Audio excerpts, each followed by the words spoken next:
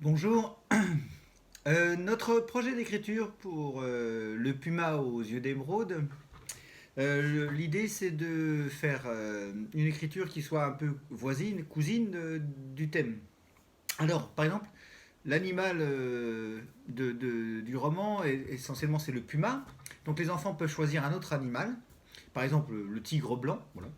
Ou, et non pas, on va avoir du mal avec un ver de terre masqué, mais bon, voilà. Un animal. Deuxième élément de l'histoire, un trafic. Dans le livre, c'est un trafic de pierres précieuses. Dans le projet d'écriture de votre enfant, ça peut être tout à fait autre chose. Ça peut être de l'or, de l'argent, autre chose. Hein, des faux billets, du pétrole, des coccinelles, enfin je ne sais pas. C'est un choix. Troisième élément dans le livre qui est important,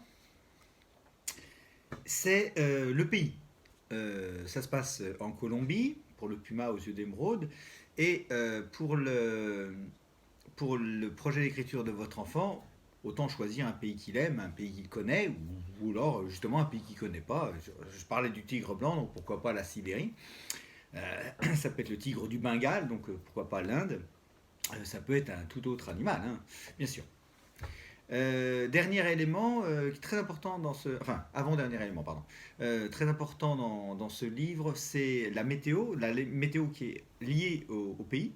Donc, c'est un élément important du Puma aux yeux d'émeraude. On ressent parfaitement la forêt équatoriale, le climat de la forêt équatoriale. Et bien là, si cette histoire se passe dans un autre pays, ça serait bien qu'il y ait aussi des phrases qui décrivent le paysage et la météo qui va avec.